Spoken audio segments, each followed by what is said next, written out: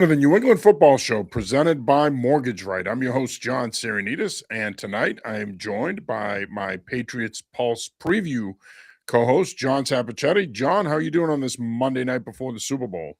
Doing okay. Temperatures should be rising a little bit later in the week, I hope, because this winter is really getting to me. But just so excited, looking forward to previewing Patriots and Seahawks Super Bowl 60. Yeah, I don't know. I think from what I've seen in regards to the weather, it might be as warm as it's going to get today and tomorrow. So we'll see. I hope you're right. It would be nice. This has just been awful, awful. We've talked about this, and I've said it to other people. I don't remember a winter quite like this. I mean, it's been legitimately cold pretty much now for 2 months. Yep. So it's not good. Before we get started here, I do want to remind you that we are brought to you by Mortgage Right. If you're in the market to sell your current home, purchase your next home, purchase your first home, or refinance, give our good friend Herb Devine a call, 781-254-2846. You can also shoot him an email at herb@mortgageright.com. He and his team are available anytime, including nights and weekends. As you can imagine, the majority of this show will be spent on the Patriots before we do wrap it up at the end. And usually we come on at around 8 o'clock, but because of opening night out in Santa Clara, we decided to push it back a little later so that we can get some of the comments by the Patriots and head coach Mike Vrabel. Not really a lot to dissect there. They didn't really tell us anything we didn't already know. But there are some other tidbits in the area, though, that we definitely want to talk about. I definitely want to mention the Senior Bowl later on in the show real quick and how I think some of the guys did there locally. And big news coming out of New Hampshire tonight. Zach Matthews, head coach at Bedford High School, stepping down. He's going to be taking a position in Virginia. So big news in high school football tonight. Bedford, of course, has been the dominant program in New Hampshire high school football the last few years, especially the last 3 years. They won 2 out of 3 Division I titles. So, again, big news coming out of Bedford High School tonight, and we'll have more on that on anyfootballjournal.com. But nonetheless, it is all Patriots for the most part tonight, John. And look, we're going to talk about this game all week. We'll dissect it up and down, and by the time we get to Friday, I think we'll be ready for the game to be played. This is unfortunately the worst part of the Super Bowl experience, in my opinion. I've never been a fan of the 2-week layoff. I think that it should be played the week after the AFC Championship game. I think that it's a lot of fluff and a whole lot of nothing. And I think tonight, opening night, is definitely further proof of that. We ended up delaying the start of the show to see if we can get something out of the Patriots. We got nothing really. Typically with this opening night charade, they get asked stupid questions by celebrities and people and whatnot, and they don't really have any value. A couple of the answers were good, but overall I thought that we didn't really glean much from it. But nonetheless, game week is here. Obviously, this is a matchup that I don't think any of us anticipated at the beginning of the season. Neither one of these teams made the playoffs last year. First time since the 2003 Super Bowl between the Panthers and the Patriots that you have two teams that did not qualify for the postseason the previous season playing in the Super Bowl the next season. I think when you look at this matchup, I think it was so unexpected that I think people are having a hard time talking about it initially and breaking it down. It seems like the national narrative is going to be Seattle's going to be a heavy favorite in this one. A lot of people are going to pick them. But I think overall, and we talked about this before, there's not a lot of how do I put this? There's not a lot of excitement about this matchup. I mean, with the Patriots, they've been the perennial villain for a long time, and the Seahawks, quite frankly, are boring. So there's not a lot of buzz about this game. No, I mean, really, for the last 25 years, you always had at least one, maybe two Hall of Fame quarterbacks that were playing. Obviously, it was Brady, Mahomes, Manning. You'd had Roethlisberger, Breeze, and Rodgers only went once, but they were still great quarterbacks. This is a different type of matchup. You've got a second-year quarterback in Drake May, who's going to finish second in MVP voting against Sam Darnold, which is just an amazing story. When you think about Sam Darnold, gets drafted at a very young age. He was only 21 when he was drafted by the Jets. Probably should have stayed at USC another year, but it was the third overall pick in that famous 2018 quarterback draft. He goes to the Jets, spends 3 years there, and obviously he saw ghosts in 2019. As we famously heard on that Monday Night Football game against the Patriots. And I'm convinced at this point that Tom Brady in his prime could quarterback the New York Jets. I mean, it just seems like it's a the Bermuda Triangle of ineptitude there with the New York Jets, especially when it comes to quarterback play. Then he goes to Carolina, doesn't play that much. He's kind of splitting time a little bit with Baker Mayfield. And then he goes to San Francisco, sits for a year under Kyle Shanahan, kind of like regroups, and has had two outstanding years the last 2 years. Sam Darnold's 30-7 the last 2 years, 14-3 last year with the Minnesota Vikings in the regular season. They lost in the postseason, and this year he's 16-3 so far. He's been an outstanding quarterback the last 2 weeks, but it doesn't have the sexiness of a lot of other quarterback matchups that we've seen. Obviously, Brady, Mahomes, and Manning are the three guys you think of right away, guys that have gone to so many Super Bowls that you kind of expected them to be there. But it still should be an interesting matchup. But one quick note, I was over at the Burlington Mall yesterday, and we're in a couple of stores. I don't even feel the excitement there. Primark is a weird store. I went in there. It's an international store. The most licensed product I saw was Philadelphia Eagles, Buffalo Bills, Kansas City Chiefs. Now, that's from through the regular season. There wasn't much Patriot stuff there. Even at Lids, there wasn't a lot of Patriot stuff. It's kind of interesting. It doesn't seem like there's a lot of excitement. Again, as you said, John, this is the 10th time in the last 25 years the Patriots are going to the Super Bowl, which is just incredible. 40% of the time they go to the Super Bowl, and here they are again, new coach, new quarterback, different vibe, but still, here they are. Yeah. No, and I think, again, a lot of it was an unexpected matchup. Mm-hmm. I don't think a lot of people thought these two teams would be playing. I think that to a degree, again, it goes back to the point I made earlier. The Patriots are reviled around the country. They're not well-liked, and a lot of that hatred that was a culmination of 20 years of dominance is back now. You're seeing it again where there's a lot of national disdain for this football team. And again, it's way too early to talk about whether or not this team could potentially go on a dynastic run. I would bet against it because I think what Bill Belichick and Tom Brady did is kind of a once-in-a-lifetime thing to be that dominant for 20 years. I mean, prior to that, you could probably say the 49ers of the 80s and into the early 90s were the other dominant dynasty in NFL history, but it's hard to do. It's hard to sustain it for more than 10 years, especially in this era of free agency and player movement. All that being said, as I mentioned earlier as well, the Seahawks are boring. They're not an interesting team. Mike McDonald's boring. He's this buttoned-up 38-year-old dork coach. Sam Darnold is a dork. He's boring. The Seahawks are a boring football team. That the forced nickname with their defense, the dark side. We're not the Legion of Boom. We're different. We're the dark side, blah, blah, blah. Yeah, whatever. They're boring. They're a boring football team. If they win it, it's going to really be a who cares if they win it, other than the fact that it's Super Bowl 60 and it's a significant Super Bowl number. If the Seahawks win this game, it'll be their second Super Bowl in franchise history, and no one's going to care because the Seahawks are a boring franchise, okay? Now, if the Patriots win it, they make history. They'll be the first team to win 7 Super Bowls. Now, of course, you know my feeling. I don't believe the NFL should just count Super Bowls. I think they should count NFL championships. I've been very adamant about that. I think it's idiotic that they only count Super Bowls. It's never made any sense to me. The league wasn't born in 1967. You can't celebrate 100 years of the league in 2020 and then turn around and only count championships that were won after 1967. Nonetheless, I digress. But Patriots have a chance to make history here. I think the Patriots can certainly position themselves to lay the foundation, not necessarily for a dynasty, but a sustained period of success. I think if the Patriots win, and of course I'm going to sound like I'm saying this because I'm in New England and I own New England Football Journal and I'm being a homer, but the reality is if the Patriots win this, I think it'll be more interesting. Even if I weren't based out of New England and we weren't affiliated with New England Football Journal, I would say the same thing. I think a Patriots win, in my opinion, would be a lot more interesting in this game. Sure, just the idea of Mike Vrabel, right? Winning 3 Super Bowls as a player, losing another one as a player in 07. First time, by the way, if they win, he'll be the first coach to ever win a championship with the same franchise that he won a championship with as a player. Yeah, I mean, Ditka won as a player with the Cowboys and also was a coach of the Bears. So we saw that, but never before has it been the same head coach, right, with the team that he played for. And Vrabel, to me, is such a charismatic guy. You've told me so many stories about him that I root for him. He's an easy guy to root for. That's why I think, again, and I'm asking people to do more than expected, which is to think for a moment.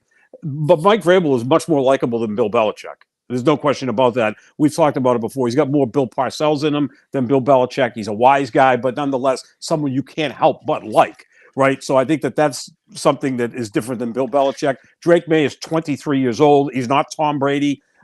He's a completely different type of person. I think according to one of the local radio shows that shall remain nameless, that was a topic of conversation. Does Josh McDaniels think that Drake May is better than Tom Brady was? I mean, I heard that. It's okay. So you want to get into deep dive with that, maybe some physical aspects, but again, when people look at Tom Brady, do they understand the quarterback position and all of the things that he was superb at, like better than anyone that's ever played the game? His footwork, his pocket presence, his arm strength was outstanding. He didn't have John Elway or Josh Allen's arm. You don't need to. You don't need to. Joe Montana didn't either. So I've never been enamored with arm talent. Right. Very low on my list of quarterback priorities. Give me accuracy. Give me ability to throw a wide receiver open. Give me the ability to read defenses, to be that smart pre-snap, post-snap. All of those things, Brady was at the highest level we've ever seen. That's why I always turn back of, he wasn't all that talented. Well, bullshit. Of course he was that talented. You don't become the greatest quarterback in the history of a sport that's been around for 100 years by being just a system guy. He's a system guy. Well, that's a hell of a system. Right. Every team should run that system then, because then it was the system, not the player. Drake May does some things better than Tom Brady. He runs better than Tom Brady. He may have a more powerful arm. I don't know. But let's not compare a guy who's in his first Super Bowl to a guy who went to 10 of them and won 7. That's absurd. But yeah, the Patriots are an interesting story because of Vrabel, right? And the way they turned it around after back-to-back 4-13 seasons. Here they are again, and America's nightmare has returned. Seattle is somewhat boring. I mean, to be honest with you, up until they won the NFC Championship game, I still thought the Rams were the better team. The problem with the Rams is they lose on the margins. They always have 1 or 2 stupid mistakes in a game that cost them a muff punt or a punt return for a touchdown against them or a blocked field goal that's supposed to be the winning margin. They just play awful situational football. The Rams, to me, are the better team than Seattle. Certainly on offense. I don't think on defense, because their secondary kind of wavered at the end of the year. But the Rams would have been a more interesting story because, let's face facts, whether you like Sean McVay or not, much more charismatic than Mike McDonald. And then also you've got, of course, and a lot of people don't like Sean McVay. They don't. I do. Yeah. It's funny. I mean, it's interesting to me how a lot of people have a very vitriolic response when he gets mentioned. And I get it. His voice is stupid. His beard is stupid. He can come across as being annoying, but he's a really good football coach, really good offensive coach. And I agree. I think that this would have been a more compelling matchup if it was Los Angeles, New England. Of course, you got the whole Boston, Los Angeles rivalry, beat LA, blah, blah, blah. But I think it probably would have been a more fun matchup. Now, look, Seattle could come out on Sunday and kick the Patriots' ass and shut us all up and make a statement. But I still think even if they do that, it's not going to matter. Like I said, they're friggin' boring. There's nothing compelling about that football team. Even if I were a casual observer tonight, I wouldn't even watch their media availability tonight because, I mean, again, I don't think there's a player on that team that's remotely interesting. No, and the Patriots do have some. I find Drake May interesting. 23 years old. He's got kind of that aw shucks attitude. He's become very confident in himself, as all great quarterbacks are. I mean, that you kind of need that to play that position. But they do have some characters on their team, one being Stephon Diggs. He could be a guy who dominates, media night going forward or the week. He didn't tonight. I mean, he didn't really give us anything either. Yeah. Obviously, the positive being I don't want Stephon Diggs dominating the news cycle with something not good. But yeah, and look, we've been there before. Right, exactly. The teams try to be as buttoned up as possible. Obviously, Vrabel's been here. Josh McDaniels has been here a lot. Josh McDaniels now will be calling plays for his 6th Super Bowl as an offensive coordinator. He's also been now to 10 Super Bowls in some capacity with the New England Patriots. So McDaniels and Vrabel kind of know their way around this, how this whole week is. And the message will be, do not say anything crazy to get the other team ignited for whatever that means. I know you're not a big believer in that type of stuff, but who knows? I'm sure Vrabel wants to keep everything really locked in and focused on football, which is what the best it should be and what the trip is for. So, yeah, I mean, the Seattle, I could have thought of more interesting stories than Seattle. I think Chicago would have been interesting. It would have been the 40th anniversary of the Patriots Bears. Caleb Williams, whether you like him or not, is certainly more interesting than Sam Darnold. Sam Darnold. Here, I almost forgot his name. Yeah, so that would have been interesting. San Francisco. But the Packers fan in me is glad they're not there. I would gag if the Chicago Bears won a Super Bowl. Yeah, I mean, I'm partial to the Rams because I had tickets on them. At the Nash, I know. At the Nash to win the NFC and to win the Super Bowl. So I could have just sat back and relaxed and known I was going to win the Super Bowl on Sunday. I'm rooting for the Patriots no matter what. That's not even a concern, but I would have just had my winner sitting there. But, yeah, that would have been a more interesting game. I just don't know at the national level why it hasn't really caught fire. It will get that way as we get closer. I mean, you're still 6 days away from the game. And you're still going to have 135 million or whatever watch it. No question. So, and it could turn out to be a magnificent game. I mean, there's the real possibility of that because, again, like you said before, the Patriots to get to this game were 80-1. They were 80-1 to win the Super Bowl. The Seahawks 60-1. This is like the most unsuspecting Super Bowl matchup in Super Bowl era. Because again, both teams didn't make the playoffs last year. Here they are, long odds, and they're facing off. But look, they both went 14-3, and here they are. Yep. Ken Matthias joins the show. He says, "What's up, gents? Great to see Stone down in Santa Clara covering the Super Bowl." Sure. What are you guys looking most forward to in this game?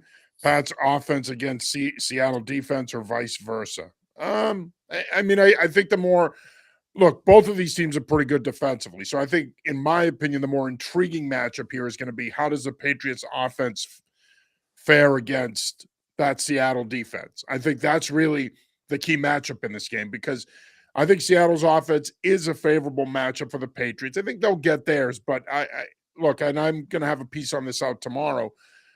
If I'm Mike Vrabel, Zach Kerr, I'm consistently bringing 5 and 6, and I'm getting after Sam Darnold. I'm going to take the game to him. I'm not going to allow him to sit in the pocket, come off play action, and be able to push the ball down the field. I'm not. I'm throwing him off his spot as much as I could. It's hard to do with the amount of compressed formations they use, and they use 12 personnel a lot. They're tough to match up against offensively because of their formation and personnel usage. But all of that being said, if I'm the Patriots, I'm coming after him. I'm bringing 5 and 6 on a pretty consistent basis, probably around a 50% clip, because in my view, you got to get to this dude. And that offensive line is vulnerable. The Patriots should, and just like Seattle has a pretty favorable matchup up front, I think the Patriots do as well. I know a lot of people like that their 2 tackles, Cross and Lucas, and Gray Zabel, the rookie left guards, had a pretty good year for them. But I don't like them at center. I don't like them at right guard. I think Milton Williams and Christian Barmore could potentially both have big games. I know everybody's focusing on Leonard Williams having a big game, but I think those 2 guys perhaps could have an even bigger game. But I do think ultimately this is going to come down to Drake May and the offense and other questions too. I mean, is he fully healthy? I don't believe he is. I don't think they would have gone out of their way the way they did last week to try to skirt around it. Then they put him on the injury report. He's not 100%. Probably half the guys on each team aren't 100% at this stage of the game. It becomes a game of attrition by the time you get to this point. But all that being said, I think that's the key matchup here is their offense versus that Seattle defense. And can this offensive line protect May, give him the time he's going to need, and can May make enough plays against that secondary, a secondary that's long, athletic, and can match up against the Patriots skill group? I think that's where this game's going to be won and lost. The Patriots have scored 47 offensive points in 3 games. Their offense has not looked really good in the postseason. They had 16 against the Chargers. They had 21 offensive points against the Texans. They did get a defensive touchdown, and then they scored 10 against Denver. And yes, the second half of that game was played in a blizzard, whatever.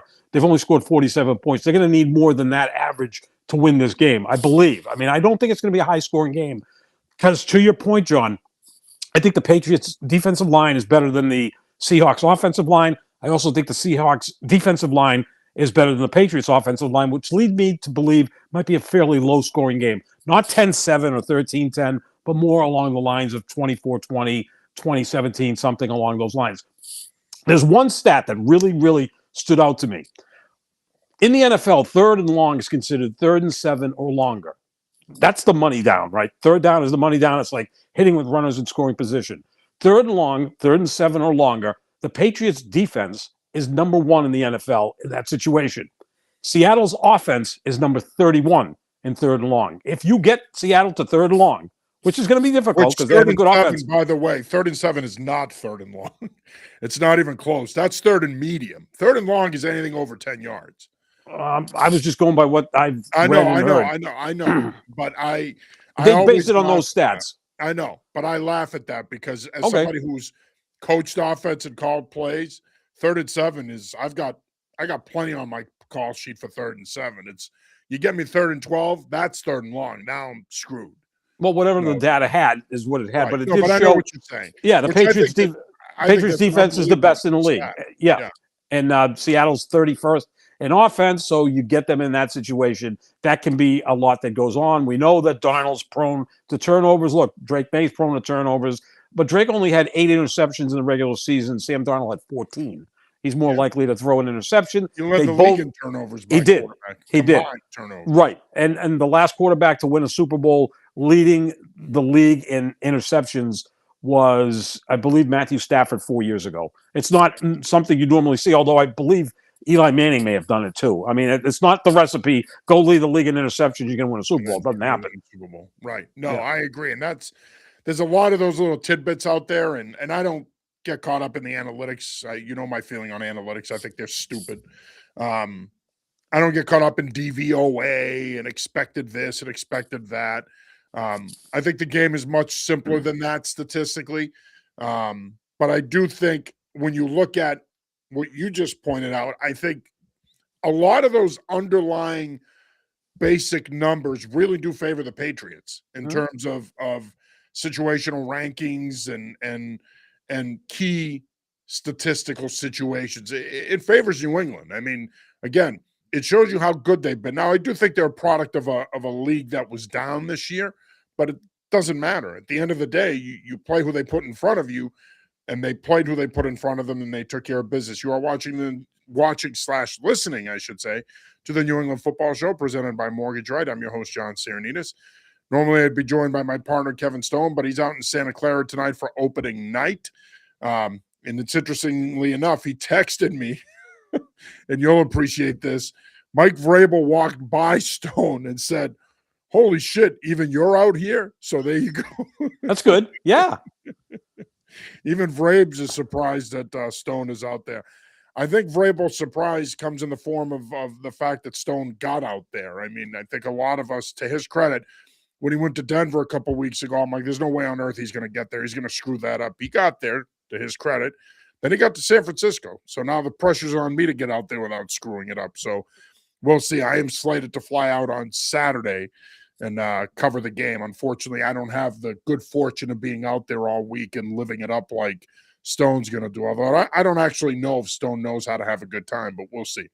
But as I mentioned, we are brought to you by Mortgage Right. If you're in the market to sell your current home, purchase your next home, refinance, give our good friend Herb Devine a call at 781-254-2846.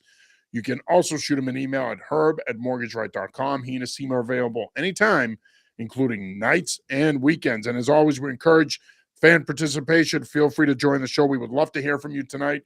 Thoughts on this game, any questions you might have. Why does John Sapochetti look like Bono? Anything you might want to talk about, jump on. I don't even want it to be Patriots related. It could be anything. Just jump on and talk to us. We would love to hear from you. And again, I know we got a bunch of viewers on right now, so feel free to jump on. Give us your thoughts. Patriots win, they lose. What do you think of the matchup? Seahawks, what do you think of them? Do you think I'm right? Are they boring, or are they a more exciting team than I'm saying, or are they a better team than I'm saying? Whatever you think. If you're from Seattle, jump on and tell me to shut the F up and that I'm a blowhard. Anything that floats your boat, we're here for you. All right. I know you're a big numbers guy. I am to a degree, and then I think that they wear on me and are useless. But when you look at this matchup, obviously a lot of people, as I mentioned earlier, are going to point to the Patriots offense versus Seattle's defense. I really, truly believe that's where the game's going to be won.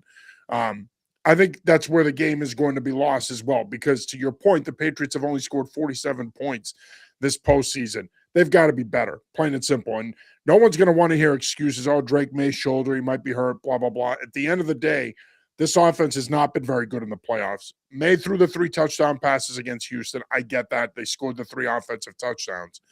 But overall, weren't great against the Chargers. Obviously, we're not very good against the Broncos. What do they need to do offensively, in your opinion?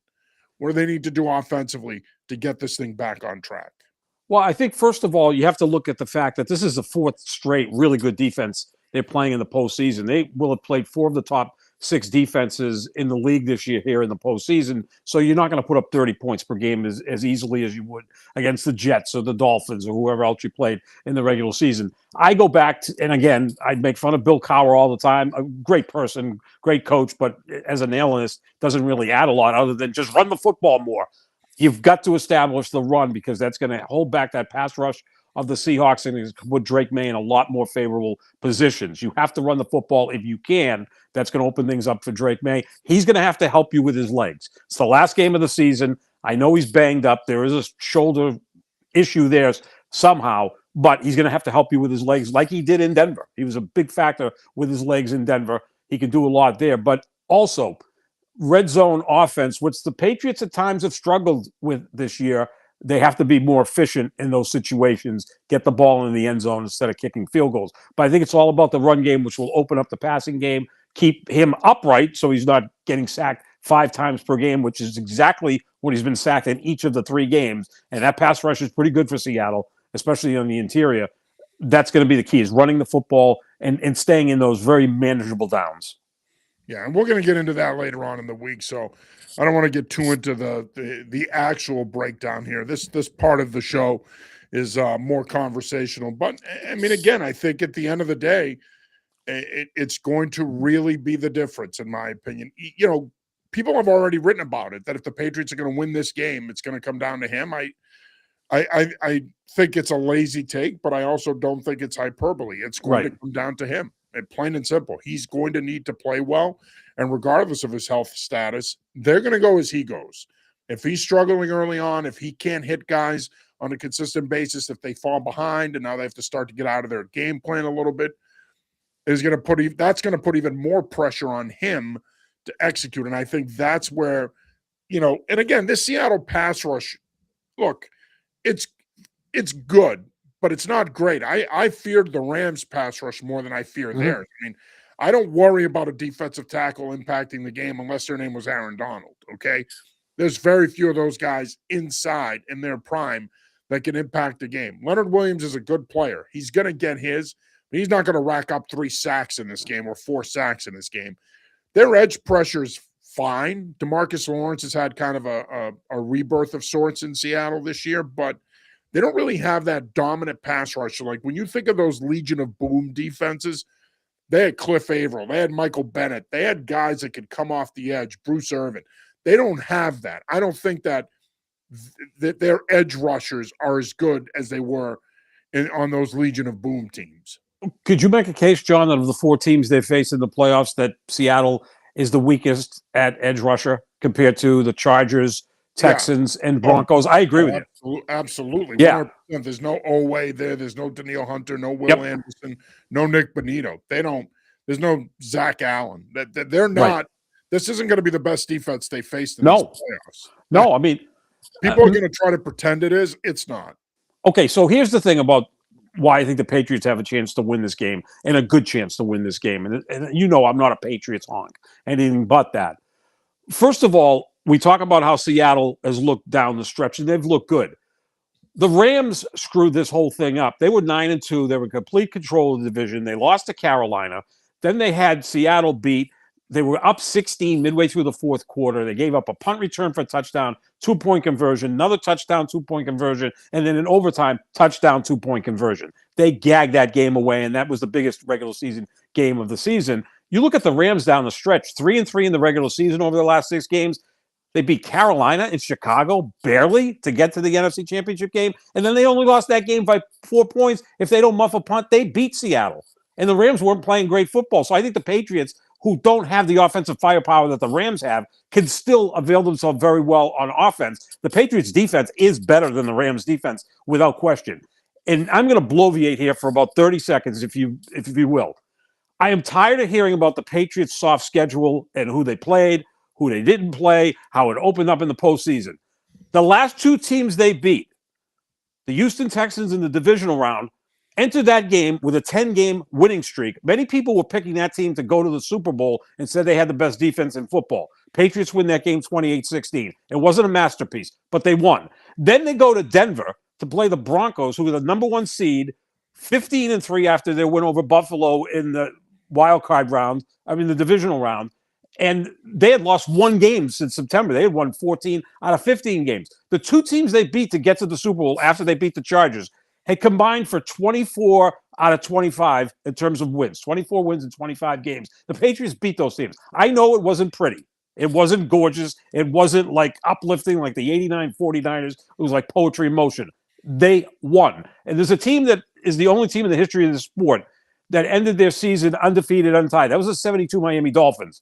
Check their schedule out. The 72 Dolphins did not play a single team with a winning record the entire season, and they barely won their 3 playoff games. But you know what we all remember them as? The only team undefeated, untied in league history, because it doesn't matter what happens. If you hoist the Lombardi trophy, I don't care who you beat, how you beat them. They're one win away from doing that. And me, who has brought up the schedule a lot this season, is now getting sick and tired of hearing about that. Yeah, it's a convenient excuse, and it makes you wonder, and I'm going to sound like I'm being a homer here myself. It makes you wonder if it's being brought up because it is the Patriots. Because, again, the national narrative has always been, oh, they're cheaters. Oh, we're sick of them. The evil hoodie and Brady and Deflategate and Spygate and whatever other gate you want to bring up. Open the gate, close the gate, whatever the hell it is. I think at the end of the day, if this is any other team, I'm not sure the schedule is even a topic of conversation, but the national narrative is so anti-Patriot because, quote unquote, they're back. And I think at the center of all that is their schedule. And at the end of the day, look, when you suck for back-to-back years and you go 4-13 back-to-back years, yes, you're going to play an easier schedule. It's just a byproduct of the way it works. The league wants competitive balance. They're going to give you a schedule that allows you to be competitive. And if you rebuild your roster, you have the right coach, you do the right things in the offseason, and you have the right team, well, then you should be able to take advantage of the easier schedule. Patriots clearly have the right coach in Mike Vrabel. They have the right quarterback in Drake May. And to their credit, they took advantage of their schedule. But I will go back to what I've maintained, especially down the stretch, and that is they beat good teams this year. People need to stop acting like all they did is beat cream puffs. They went into Buffalo and won that game on a Sunday night. They went into Baltimore on a Sunday night and beat the Ravens. They went into Tampa and beat the Buccaneers. They were leading the Bills at the half of the second game 24-7. Okay? Don't sit here and tell me that they haven't beaten anybody. They've beaten 3 of the top 5 defenses in the league in the playoffs. You beat a Chargers team that won double-digit games. You beat Houston, who, as you mentioned, had a 10-game winning streak coming into that game, and then you go into Denver, the number 1 seed pretty much for most of the season, and you beat them, and you outlast them 10-7. And, of course, now the interesting thing is, John, that sparked a different conversation now, which is we should be playing the AFC and NFC championship games on neutral sites. I mean, listen, I'm not a Patriots honk either. I call it like I see it. But now we're talking about playing the AFC and NFC title games. You earn the right to have home field in the playoffs. That's the beauty of the NFL. That's the beauty of pro sports. Now, all of a sudden, there's calls to play neutral site games because of the snow. Now, do you really believe that had the Denver Broncos won that game 13-10, do you think that there would be calls to play the AFC and NFC championship games on a neutral field? I don't think that you'd be hearing that. I don't even think it would have been a topic of conversation. I haven't heard about that in 4 years because it almost happened in the 2021 season. Remember Damar Hamlin dying on the football field against the Cincinnati Bengals. They never finished that game. Buffalo and Kansas City were vying for the 1 seed. They were going to play on a neutral site. If Buffalo had beaten Cincinnati in the divisional round, that game would have been played at a neutral site in Atlanta. They already sold 50,000 tickets, but the Bengals beat Buffalo 27-10 in the snow and then went to Arrowhead to play the AFC Championship game. So it almost happened 4 years ago. I don't get it. The only thing I want to change is I would like to have the AFC and NFC have separate days. Just give them each their own day for the conference championships, because they're not going to gain anything because the Super Bowl's 2 weeks away, so that we're not stumbling into each other like seems to happen every other year, where one game goes into overtime. We're waiting for the second game to start. And if you want to see the trophy presentation, you can't watch the start of the second game. That's all I would do. But to have a neutral site for a conference championship game, that's the reason you play the regular season. I mean, okay, so we'll go back to 1968 or 67. Should the Packers have not played at home against the Cowboys? Where were they going to play that game at a neutral site? I don't even know if the Houston Astrodome was built yet, but they're going to play the game in Florida somewhere? That would have totally changed the whole look of that game. That's just downright stupid. And again, it is a lot of hatred towards the Patriots. And I don't even sense this with other teams in other sports. There's not this amount of hatred towards the Yankees or the Dodgers. I don't sense it in baseball. Basketball, wherever LeBron James is, there's a lot of hatred. That's just the way it is with him. But the championship-winning teams, the Golden State Warriors won 4 titles. I didn't find them all that likable, but people love them for some reason. The Spurs won 5 titles in 14 years. They were boring, so people didn't have that type of emotion about them. But here's the thing, people. It's a different team. Bill Belichick and Tom Brady were the reason people didn't like the Patriots. Belichick was Darth Vader. Tom Brady became this weird guy in the second half of his career. You now have Mike Vrabel. And from every story you've told me, any dealings you've had with him, if you can't support and like that guy, there's something wrong with you. And again, Drake May to me is eminently likable. It's a different team. It's not the same coach. It's not the same quarterback. But there's just the same narrative. Well, right, because at the end of the day, Robert Kraft still owns the team, and it's still the New England Patriots. And if they win this game, they'll have 7 Super Bowl titles. Yep. And so I think it's not about Belichick and Brady anymore. I think it's just this whole negative outlook about the New England Patriots. It's just hated. And look, I get it. When you're good and you're good for a prolonged period of time, people in other parts of the country are going to hate you. They're going to hate you as a fan base. They're going to hate your team. But I think a lot of this nonsense comes from the fact that it is the Patriots. And I think at the end of the day, again, we wouldn't be having conversations about neutral site championship games if the Denver Broncos won. Even though Sean Payton's a douchebag, and even though, the Denver Broncos, in my opinion, I've never cared for them. I think they're an annoying franchise. Even though there's a lot of people that don't like Payton and don't like the Broncos, I still think the narrative would have been much different had they won, because it would have been this, and you know what the narrative would have been if they won, right? Oh, Jarrett Stidham, could he complete the fairy tale ending and beat the mighty Seattle Seahawks, and Sean Payton gets redemption in his second tour of duty with the Broncos, and yada yada. They would have crafted some bullshit narrative, and they would have spewed it for 2 weeks. But since it's the Patriots, and since there is a possibility that we could be seeing another prolonged playoff run here by this organization potentially, I think, listen, America's worst football nightmare will come to fruition if they win this game on Sunday. I think you're going to see people absolutely lose their minds, and the media, fans, they're just going to blow gaskets all over the place because, again, yes, it's not Belichick and Brady, but it's still the Patriots, and in the end, it's the Patriots that they hate. It doesn't matter who's at the helm or who's playing quarterback. Ken Matthias checks back in. He says, what type of coverage will Vrabel use against JSN? Man-to-man or a lot of zone? I don't know, Ken. Ask him. See what he tells you.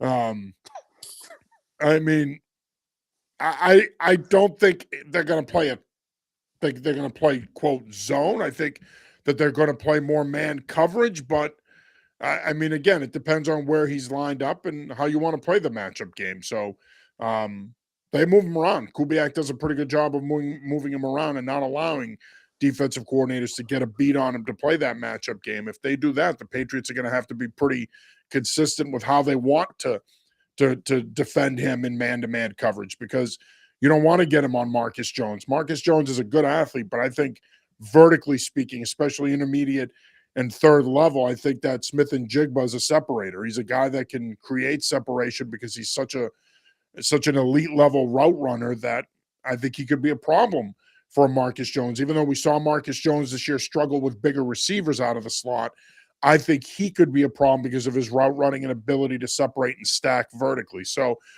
I think the majority of this game plan, Ken, is going to be a man coverage centric game plan. I do think you're going to see them play some matchup zone in certain situations in certain parts of the field, but I think overall it's going to be a man centric game plan, probably 70%. So to answer your question without pulling a Sean Payton and being douchey towards you, I would guess that they'll probably play man-to-man against him, and depending on down and distance, I think you're going to see them bracket and banjo him a little bit depending on where he lines up. So we'll see. It's always fun to get into what they could do potentially, but he's a tough matchup despite his size. The thing about the Seahawks passing game is obviously Sam Darnold's played at a high level. JSN is in the running for Offensive Player of the Year. He's clearly one of the 5 best wide receivers in football. But is it a thing when you play a player like that who kind of dwarfs the rest of his teammates in terms of stats? He's had an 1,800-yard season. It's just been phenomenal. The next highest receiver on that roster is 600 yards. So it's JSN doing a lot of damage and the other guys kind of fitting in as best they can. Is it a good thing to do to just give multiple looks to so that JSN and Sam Darnold don't get comfortable? It's almost like a basketball concept of we're going to play different types of defenses and just try to get them out of sorts a little bit. I don't know. I mean, I don't think you need to give them multiple looks. You have to figure out a way to erase him. Mm-hmm. You're not fooling him with looks. It's more about, can you do enough with your disguises and your sim pressure to bait him into making a bad decision? It's more about the quarterback in football. Mm-hmm. Basketball, they play man-to-man, they play zone, and they do what they do. But football it's not so much about what you do on the back end when it comes to pressure and disguising. It's more about how can you create confusion for the quarterback. And mm-hmm. so I think that's going to be more the name of the game here. Can they figure out ways to disguise and move around and use simulated pressure and use mugs and bluffs to try to bait him into some bad throws? But with Smith and Jigba, I think I'd play a lot of cover 5 against him, a lot of 2-man. I'd be physical with these receivers at the line of scrimmage. I would not give them free releases, especially Rashid Shaheed. I think he is a matchup nightmare for the Patriots vertically. I would not allow these guys to run around uncontested. And I'll tell you the other thing that I don't think enough people are going to talk about this week is their 2 tight ends. Their 2 tight ends are pretty good, and they can create matchups for them. And if you don't account for those guys, and Woodson and Hawkins, Patriots 2 safeties, are going to have their hands full with them, they can be a problem. And Clint Kubiak has done a really good job with this offense this year of spreading the wealth. It's really a diversified attack where he gets a bunch of people the football. It's not just Smith and Jigba and Kenneth Walker. They feed a lot of mouths in that offense. And the way they do it is the way his old man coached, the way Mike Shanahan coached, which is, again, it's about running the football, play action, and what they've done, and this speaks to Kubiak's roots in San Francisco with Kyle, I think what they've done a really good job of this year is, again, and I mentioned this earlier, using compressed formations. Compressed formations are a bitch. I love using compressed formations as an offensive coordinator because what it does is, if you're playing a team like the Patriots that play so much man coverage and are in nickel so much, I think what it does is it forces you to play off now. You can't line up the way you want to line up. You can't be as physical with the other team's receivers as you want to be because compressed formations create space. And so, they're a tough matchup schematically. That's the thing. I mean, I think if you ask Vrabel, if you ask Zach Kerr, they'll tell you the same thing. Schematically, in terms of their usage of 12 personnel, compressed formations, play action, it's a tough offense to defend. They make it pretty easy on their quarterback by creating opportunities for him at all 3 levels of the passing game. And when you look at the Seattle offense, we talk about Darnold and JSN. Kenneth Walker is also such a massive contributor to that offense. He's a top back. And again, he will put his team in good situations, so it's 3rd and short. And then Sam Darnold doesn't have as much pressure on him as he would in 3rd and long. So I think that Kenneth Walker gives them another weapon that's going to be obviously difficult to deal with. Yeah, but they lost Zach Charbonnet, which I think is huge. Yeah. He was their change of pace power back. Losing him, scored 12 touchdowns on the regular season. I mean, you don't replace that kind of production. So I'd much rather deal with just Kenneth Walker than both of them, because now it's It's a different style of runner and a different plan of attack in many ways if you're the Patriots. But there's no question Walker is a guy that, especially on off tackle and outside runs, if he's able to hit it and get to the second level now, he's a guy that can make people miss in space, and he can make some big chunk runs. So I think it's going to be imperative for the Patriots early on to be able to set an edge, to be gap sound in their run fits, because if they're not, he's a guy that, as we've seen in the playoffs, he can either stick it or he can stick his foot in the ground and cut it back and pick up big yards. So they're going to need to be fundamentally sound in terms of their run fits and how they play downhill against the run game, because again, he's a really patient back who stays square, feels things out, presses it, and goes. He's going to put a lot of pressure on this front seven. But I mean, again, I think it's, we talked about this earlier. Can you get these guys into second and long, third and long? I think if you can do that and you put the pressure on Sam Darnold, then I think it's huge. The Patriots front was so impressive against Denver because Denver's got a top-rated or one of the top 5 rated offensive lines. Better in pass blocking than in run blocking, but still really good at both. And the Patriots dominated the line of scrimmage. Now, I don't know how much of that had to do with the weather in the second half, but they were doing a pretty good job in the first half as well. And you just see what Milton Williams has done this year. I remember when they signed him, I said, that's an awful lot of money for an interior defensive lineman. He's been worth every penny and more. He's the biggest reason that defense has improved in leaps and bounds. Christian Barmore has done a great job. Obviously, Spillane has helped a lot. Your secondary, I think, is really solid. But Milton Williams has been that good this year that when he's on the field, they're very tough to run against. A couple of tidbits from tonight, though, with opening night. Drake May did say that, quote, he threw as much today as he would in a normal practice. So that's good. And Mike Vrabel indicated that May had a good day throwing the football. So they did a lot of third down work. So there you go. So perhaps the time off the past week is exactly what he needed to get healthy, and hopefully he keeps progressing here the rest of this week and he goes into this game on Sunday feeling healthy and ready to go. So we'll see. But nonetheless, I mean, I think again, whenever we dissect the Super Bowl, it's the matchup within the matchup. And I think a lot of the matchups in this game do favor the Patriots. Again, I hate to harp on it. I think this game's going to come down to the Patriots offense versus that Seattle defense. And can this Patriots offense consistently put drives together that result in points? That's going to be the key. I mean, I think defensively the Patriots are going to do their part. I could see them keeping the Seattle offense to 17 to 21 points. Question is, can the Patriots offense muster 24 plus and win this football game? Yeah, that's exactly where I think the game's going to fall. I would be surprised if they're both in the high 20s, low 30s. I'd be surprised if it was a redo of the Denver game 10-7. You just don't see that very often. That was all about the weather.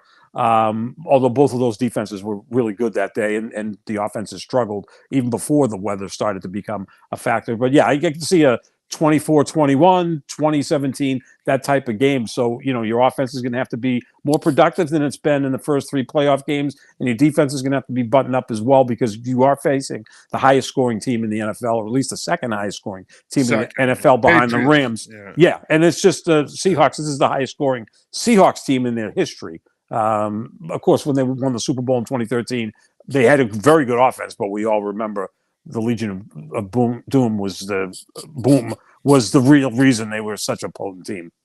Yeah, well, and they had a much better running game with Lynch than this team does. Yeah, and Russell Wilson was playing at an MVP level. Yes. Sam Darnold's not playing at an MVP level. So, I mean, again, they're a good football team, but this narrative nationally, and by all accounts tonight, they've been pretty confident on the podium. I mean, again, it's great to be confident, but the narrative nationally that this is some juggernaut that the Patriots need to overcome is so stupid to me, because they're not.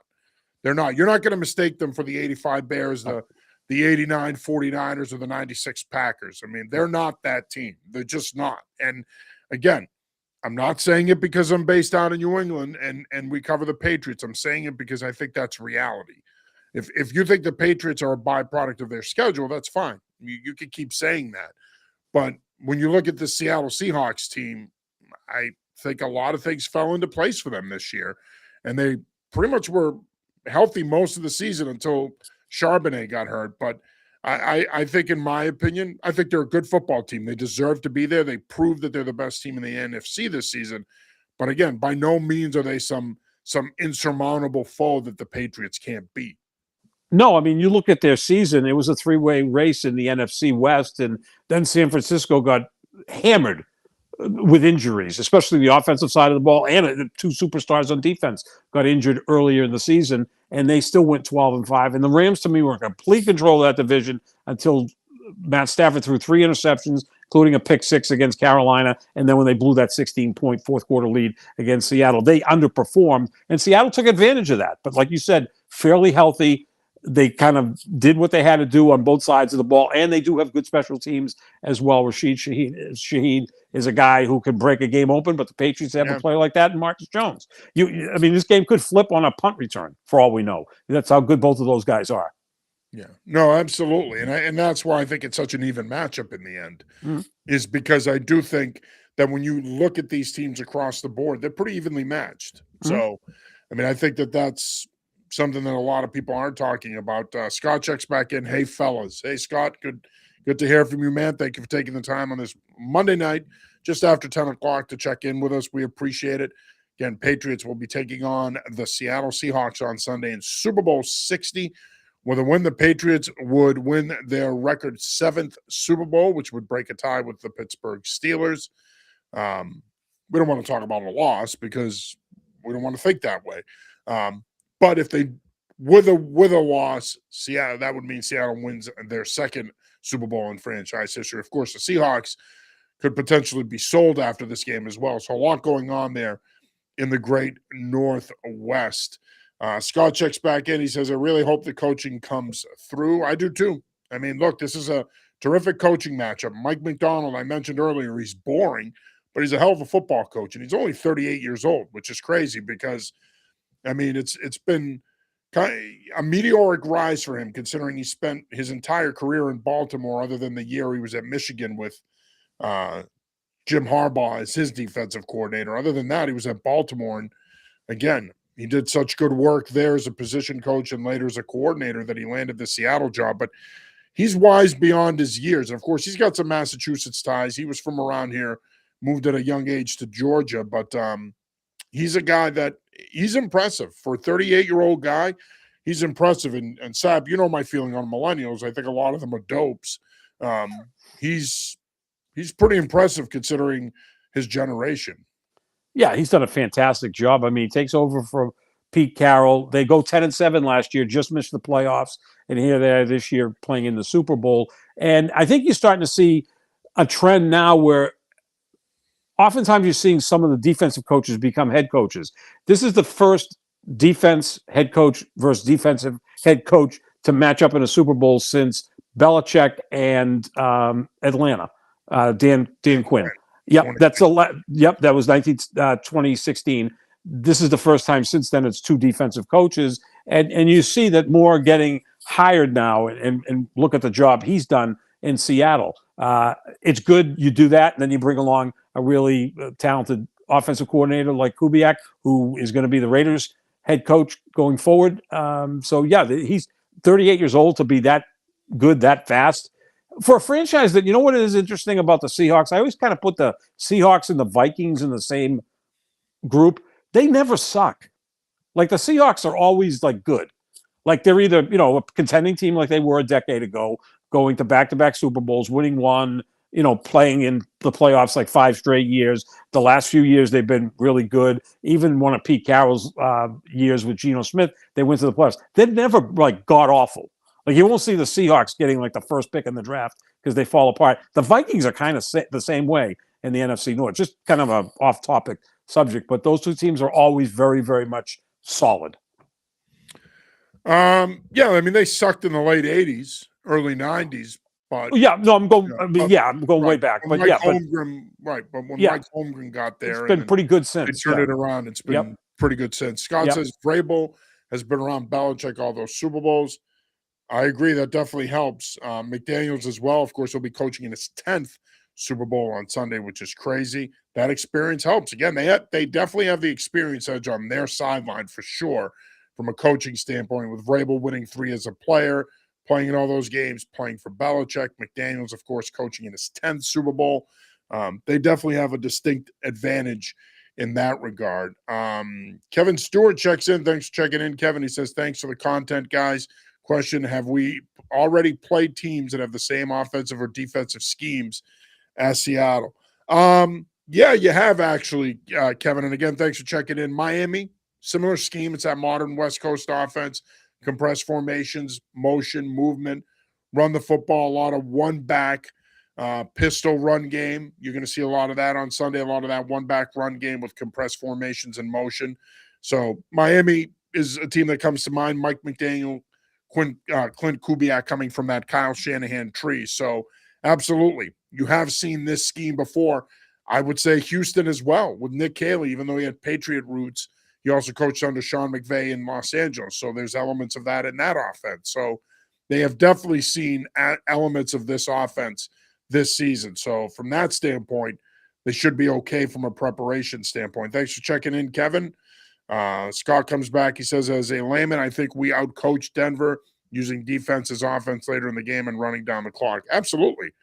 You don't win a game like that if you don't play the game according to plan. That's where Sean Payton lost the game for the Broncos, in my opinion. He didn't play the game. This is why I know I sound like Waldorf and Stadler sitting in the balcony, yelling down, "Oh, you whippersnappers don't know what you're talking about." But this is why I'm not an analytics guy. This is why I think this fourth down craze in the NFL needs to go away, especially in the playoffs, man. It cost the Chicago Bears. Ben Johnson routinely took them out of situations where they could have taken points and potentially won a game.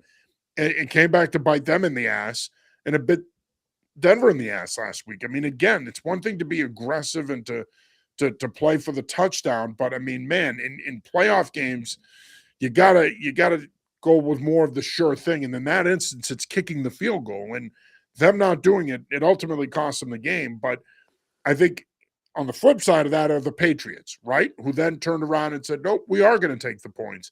And we know that we're going into the wind in the third quarter. We're going to run the football. We're not going to put our quarterback in a position where he could hurt us. And then in the fourth quarter, the wind will be behind us. If we need to make a key pass in a key moment, we can. But they played the game the way it was going, which is batten down the hatches, get in a 4-minute mode early on offense, and lean on your defense to win it for you. That's good coaching. I've been there. I've coached for over 30 years now. I've won 4 state titles as a coordinator and an offensive assistant. And trust me when I tell you, when we need to batten down the hatches and win a football game, we've been able to do it. And that's the difference between championship teams and teams that only dream about winning championships. Coaching matters. Football is the ultimate coaching sport. You saw it against Denver. Kevin says absolutely. Scott comes back and he says, no emotions in analytics, not good moments are moments and have a different feel. No, I agree. Man. At the end of the day, analytics go out the window. You gotta coach to the game. And the way the game is trending, Peyton didn't do that. Why did we know that there was going to be a lot of snow in the second half? And apparently John Payton must have known, but he must have just ignored it. Yeah, he's not a real weather guy. He's a climate, denier. Denier, yeah, probably. But I think when you look at that game, they're up 7-0, kick the field goal, you're up 10-0, you probably win the game. The Patriots could do nothing on offense. Like 40% of their offensive yardage in that game came on the first drive of the third quarter when they had the wind at their back. In fairness, to your point, right, Will Lutz also missed 2 other kicks. He did. And then Leonard Taylor blocks that second kick. But I mean, again, hypothetically speaking, if that's a 10-10 game at that point, Leonard Taylor doesn't block that kick. Right. I mean, coulda, woulda, shoulda. At the end of the day, he mismanaged it early, and it came back to bite him in the ass. But to Scott's point, Vrabel and McDaniels, they just coached the game the way it should have been coached. Yeah, you've said it, and I agree with you that Mike Vrabel is the best situational coach in the NFL. He played the game, so he's been on the field, understands the dynamic of that, and he's a really, really smart guy. So you put those 2 things together, and he's fearless. And this is why I think he's the best situational coach in football. Look, I saw the San Francisco 49ers lose an NFC championship game to the Giants 35 years ago. The Giants kicked 5 field goals, no touchdowns. The Giants still won the game and then went on to win the Super Bowl a week later. because it was only a week that season. They beat the Buffalo Bills. I saw Peyton Manning and the Indianapolis Colts beat, I think it was Baltimore in a playoff game with Adam Vinatieri kicking 5 field goals. Field goals, yeah, it's like kissing your sister. I get it, but it's better than no points. And what Sean Payton did a week and a half ago, just he overdid it. He overthought the situation rather than just coaching to the game and allowing the game to kind of come to him. And that's why he fires Mike Lombardi, because it obviously had to be his Joe Lombardi. Mike Lombardi's got a job for life. Yeah, he's in North Carolina. He's in North Carolina. Mike Lombardi, who is Vince Lombardi's grandson, gets fired. Joe Lombardi. Joe Lombardi is Vince Lombardi's grandson. I'm way past my bedtime, I think. I was going to say, you're ready for milk and cookies and somebody to tuck you in. Definitely cookies. But I never thought that I'd see the day where Kevin Stone would have been more coherent at 10:17 at night than someone else. Yeah, I know. Well, but here's the thing about Stone right now, it's 7:17 where he is. Yes, but do you think Stone knows that? That's the question. I know. Stone knows what's going on. He's going to have a good time. He's going to do a great job. That's the problem. He's going to have a good time. I need him producing content, not having fun. He's going to end up somehow like breaking bread with someone that you're going to go, how'd that happen? Well, he has to be careful. He can't have too much gluten. So I don't think he's going to – I don't know what he's going to be breaking, but it won't be bread. But listen, I live my life like a football coach. If you're not producing, if you're not working – you're dead to me. So at the end of the day, he needs to ramp it up. Never mind having a good time. He's not there to have a good time. He wants to have a good time. He should have stayed home. Because there's a lot of fun things to do around here in February. Well, you can celebrate my birthday next week. Everybody should be a national holiday on the 11th. Well, the 12th used to be a national holiday, no longer, but not the 11th. The snow was divine providence, Scott says. God bless you and your families. Back at you, brother. Appreciate you as always, my friend. Thank you for checking in. Kevin Stewart comes back in and says, LOL. All right, John, final thoughts here before we wrap this one up tonight. And of course, we'll be coming back to you guys with more content this week. Hopefully, we'll have Kevin Stone on from Santa Clara, assuming he's not in the midst of getting caught up in traffic or dealing with Radio Row. But any final thoughts here before we put a bow on tonight's show? Yeah, I'm going to ask you this, and we've seen it before, and sometimes it matters, sometimes it doesn't matter. Clint Kubiak's already accepted the job as head coach of the Las Vegas Raiders. Is that going to be any type of distraction for him? Obviously, winning the Super Bowl would be magnificent for him, but does that take any time away from him? Not intentionally, but like subconsciously. It's hard not to, right? I mean, there's a level of excitement there. You're going to be a head coach. You're going to get to live out your dream. Your father was a head coach in the league. You played quarterback in the league. I mean, not to be a D-bag, which seems to be the word of the night, but I mean, it's nepotism at its finest, but he's earned the opportunity nonetheless. And I think it's hard not to be focused on, because here's the thing, assuming he gets the job, and I'm assuming they'll officially name him head coach next Monday. Mm-hmm. Here's the thing. If they've got an agreement in place, he can start assembling a staff. Now, I don't think I'm sure he's back channeling in that regard. His focus is the Super Bowl. I can't imagine it's not. But if he's back channeling and trying to use his network to line up a potential staff, well, now he's doing 2 jobs at once. And that could be problematic. I don't think ultimately, if they struggle on offense, I'm not going to point to that and say, well, Clint Kubiak wasn't focused this week, and that's why they lost. But it doesn't help. If you're Mike McDonald, obviously now you'll lean on the rest of your offensive staff, and it'll probably be a little bit more hands-on deck. But I think at the end of the day, he's going to be fine. I think he's going to call a good game. It's going to be a matter of whether or not the players execute. But I don't think it's going to affect them, not in my opinion anyway. Yeah, fair enough. Because again, we saw this with the Patriots in 2004 when both coordinators were going to move on right after the Super Bowl. But that was a completely different team. They won 3 Super Bowls in 4 years. It Yeah, was a veteran staff. Belichick had runs established itself. himself as the best coach in football. You had Tom Brady. I mean, it kind of was, I wouldn't say on autopilot. It never is. But they were so experienced that they could kind of walk and chew gum at the same time, and they beat the Eagles in that Yeah. Super Bowl. Yeah. Yeah, I mean, and that's just it, right? So, I mean, again, I think on the surface, it's easy to look at it and say, oh, that it could be a distraction, and let's face it, right? The media loves that. They love that narrative that, oh, geez, he's a candidate for another job. Where's his focus? Is he focused on the Seahawks? Is he thinking about taking over the Raiders? He's not thinking about that right now. I shouldn't say he's not thinking about it. I'm sure he's thought about it, but I think his focus is still on the Seahawks. So I think if Patriot fans are looking for some type of for something to latch on to and say, you know what, this could be a potential storyline, it's not. I think his focus is on the Seahawks, and I think that they look, the plan's already in.